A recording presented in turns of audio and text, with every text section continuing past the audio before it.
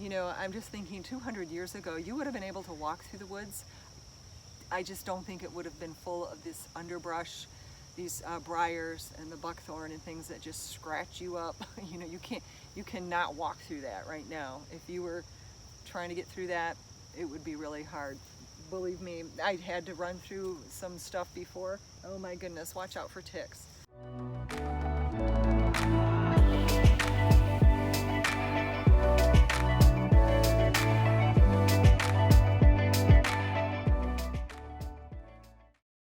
So that's what's happening here in my little world.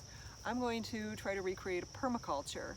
I'm going to see what happens. I know I won't be able to dedicate a whole lot of time out here because I still am working a lot in my business. But this is my hobby, I guess. I don't want to say I'm a hobby farmer, but that's probably what I am. I've learned a lot from the likes of, well, my Amish guys here, watching them rotate their cows, watching these dairy farms in action. I created a video where I went on an Amish farm tour. Check that one out. But Edward was not feeding his cows any corn at all, and he was getting a lot of milk from his cows. And the baby calves, it was the first year that he said, you know, we have them on no grain whatsoever. They're eating really high quality haylage and really high quality grass out in the field.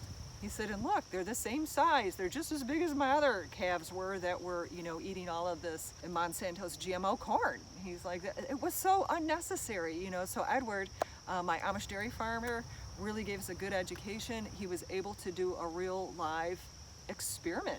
You know, he's been in the business all his life, and he'd always fed his baby calves GMO corn.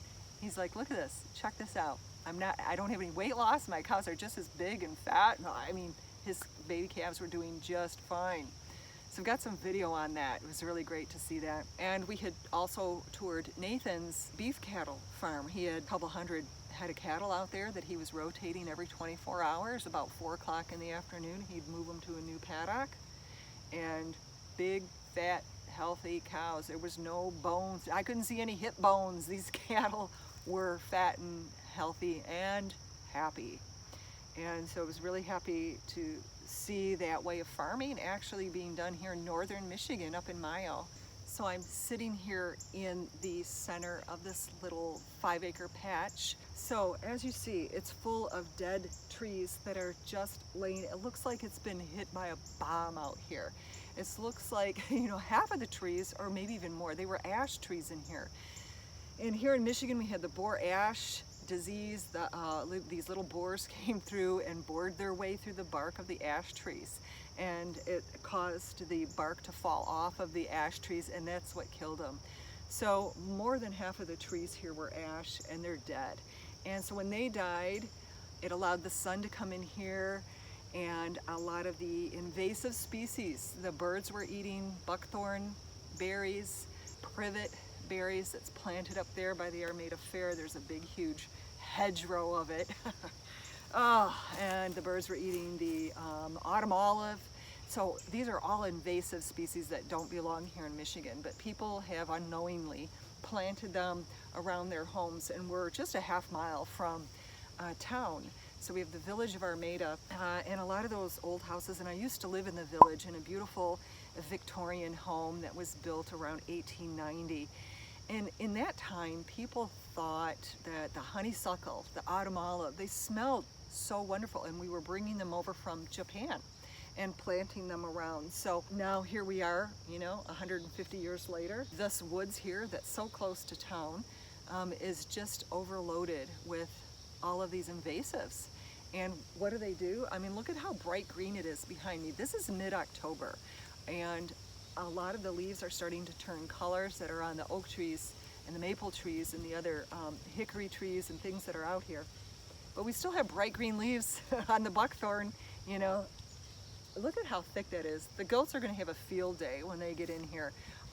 They're climbers, so they're really going to be able to get to the tops of the buckthorn and push them all down and munch away. I can't wait to watch them. To me, that's just going to be so much fun. Probably, maybe not for you, but for me, to watch baby goats. Oh my goodness, I can't wait. And I just wonder how long it'll be before they get through this big thicket of invasives. But yeah, that's what happens when the ash tree died or any tree dies. The sunlight is able to come into the middle of your forest, and then you've got, you know, things that are going to leaf out, and, you know, more forest is going to grow. But in this case, these buckthorns, they're shrubs. They're not going to turn into big, wonderful trees.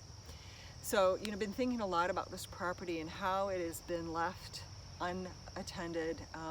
And of course, we don't need humans out here to attend Mother Nature. She can do it herself, and she is doing it here. She is dropping a lot of this wood. It's falling to the forest floor, and it's going to degrade. It's going to disintegrate, right? Biology is going to take over, and you're bringing more you know, organic matter to the forest floor with all of these dropping leaves and dropping dead trees. Eventually, everything will just turn into more soil. And it's very fungal dominated here in the forest floor versus out in a field, which is more bacterial dominated. But then I think there's some poison ivy back here too. And I'm not real susceptible to poison ivy, but my husband and my son are. And goats will eat poison ivy. So I think that it's going to be a really beneficial thing. I think that this planet Earth intended to have hooves on the soil. Probably 200 years ago, buffalo were roaming through this part of Michigan, of course. And can you imagine a 500,000 head of buffalo roaming through this forest right now? Everything would have been trampled down. So all of these dead trees and everything just would have been, you know, pulverized. The whole process of turning these big, huge dead trees, these big, huge logs, into more soil, more organic matter for the forest floor would have happened a lot faster. The buffalo and their hooves and their heads knocking down some of these dead trees, the process would have happened a lot better, a lot faster with the buffalo roaming through. They would have knocked down a lot of the smaller trees too that are alive and healthy and well, but what you're gonna be left with here is the big 50-year-old trees, 80-year-old trees. There's probably some trees that are 100 or so years old in here, and those are left, and they're allowed to branch out bigger because all that small underbrush is being plowed down by the buffalo, or it was being plowed down. So you have a tree that's able to get light all the way around it, sunlight coming in all directions of that tree. That tree gets bigger and branches out, creates more shade in that area. Also, it's really great for deer to rub their antlers and their heads on, right? And different animals will rub against these trees. They'll take refuge under a tree for protection. They're a great wind barrier. An oak tree is a habitat for about 350 different species, different insects, birds, squirrels, all kinds of critters. 350 different, from what I've heard from another woman that I had come out here who was an environmentalist, and we were walking through this property about 5 years ago, and she was pointing out all of the invasive species that are in here, and she was talking about the oak trees and how there was little holes in the leaves of the oak trees. And I said, what's eating that oak tree? Oh my God, do I have to spray insecticide? Let's kill. She's like, no, the oak trees are so important here in Michigan.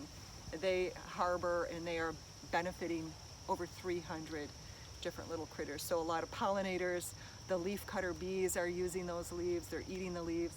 You know, when you see things like that out in your garden, out on your trees, don't take the first approach where you're thinking there's a very bad insect that is eating your stuff. Don't go out and start spraying everything, right, with insecticide. You know, consult with someone.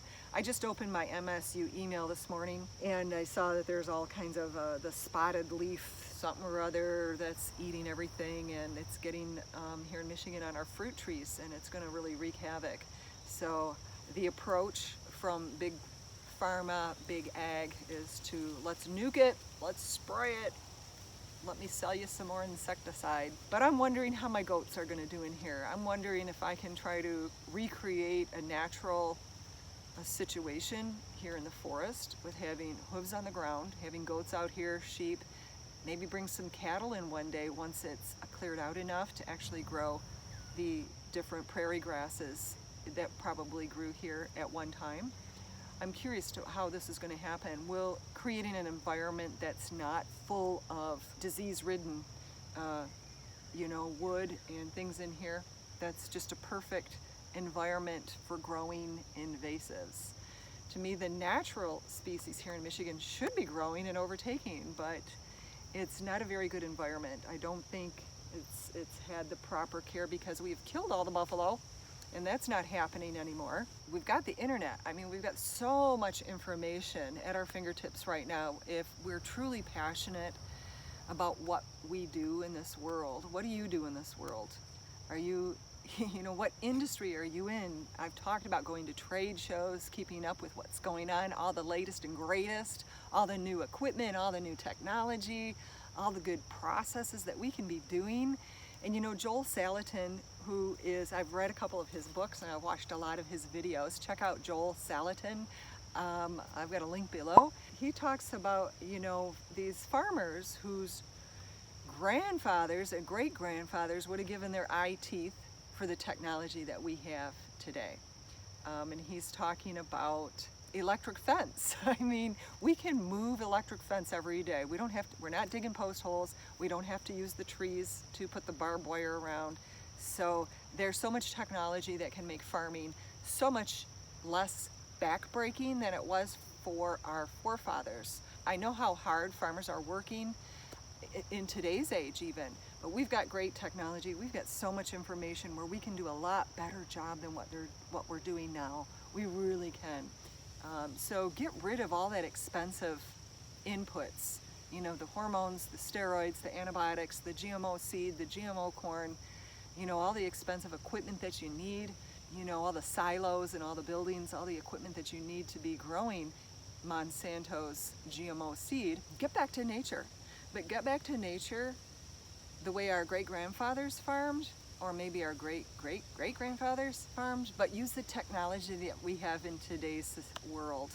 We have electric fence, we have things that can make things so much easier, and we can have much higher quality than what we started doing 30, 40, 50 years ago. All right, you guys, signing out. Like and subscribe to my channel if you want to hear me ranting on more about this kind of stuff. All right, bye.